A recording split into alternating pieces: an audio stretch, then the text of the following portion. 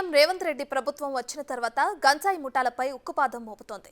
Hyderabad Uppal excise police station పరిధి రామంతపూర్లో భారీగా గంజాయి చాక్లెట్లు స్వాధీనం చేసుకున్నారు.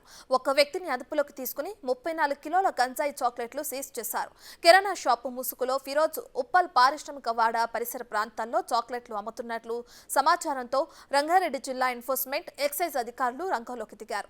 ఒడిశా నుంచి గంజాయి చాక్లెట్స్ తీసుకొచ్చి హైదరాబాద్ లో అమ్ముతున్నట్లు పోలీసుల విచారణలో తేల్చారు.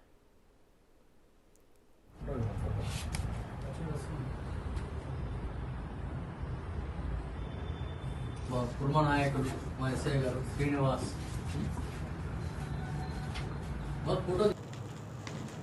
మా ఎక్సైజ్ కమిషనర్ గారు శ్రీధర్ గారు అదేవిధంగా మా excise director Shri BB Kamalahasan Reddy గారి ఆదేశాల మేరకు రాష్ట్ర వ్యాప్తంగా ఈ నెల 22వ తారీఖు నుంచి 30వ తారీఖు వరకు గంజాయి మరియు ఇతర నార్కోటిక్ సబ్స్టాన్సెస్ మీద స్పెషల్ డ్రైవ్ని తీసుకోవడం జరిగింది.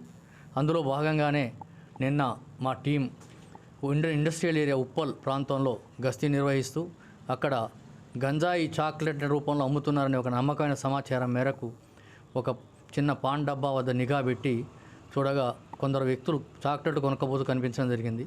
వారిని ప్రశ్నించి చూడగా ఆ చాక్లెట్లు ఈ విధంగా మీకు కనిపిస్తున్న చాక్లెట్లు ఉన్నాయి.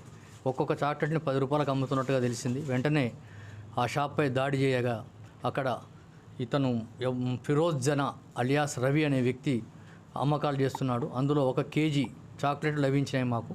వెంటనే అతని ఇంటిపై దాడి చేయగా అక్కడ 34 కిలోల చాక్లెట్లు మొత్తం ఇవన్నీ కూడా అతని ఇంటిలో ఉన్నాయి. అతన్ని విచారించగా వీటిని ఒరిస్సాలోని తన స్వగ్రామం నుంచి తీసుకొని వస్తున్నానని, ఇక్కడ ఒక్కొక్క చాక్లెట్ని 10 రూపాయలకు అమ్మకం జరుగుతుంది, 6 నెలలుగా దీన్ని చేస్తున్నానని చెప్పుకోవడం జరిగింది. అతను ఒక్కొక్క చాక్లెట్ని 2 రూపాయలు తీసుకొచ్చి ఇక్కడ దాదాపు 10 రూపాయల ఖరీదుకు అమ్ముతున్నాడు.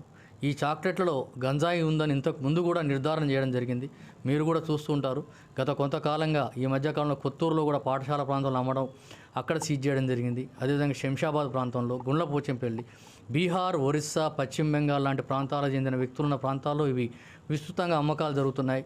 చార్మినార్ మునక్క అనే ఒక పేరు మీద వీటిని మేము ల్యాబుల్లో కూడా పరీక్షించాం. అక్కడ కూడా ఇందులో గంజాయి కలిగి ఉన్నట్టుగా తేలడం జరిగింది. అంతేకాకుండా వీళ్ళు ఏదైతే ప్యాకెట్ని అమ్ముతున్నారో చార్మినార్ మునక్క అని, దీంట్లో గంజాయి ఉందని క్లియర్గా వాళ్ళు మెన్షన్ చేయడం కూడా జరిగింది.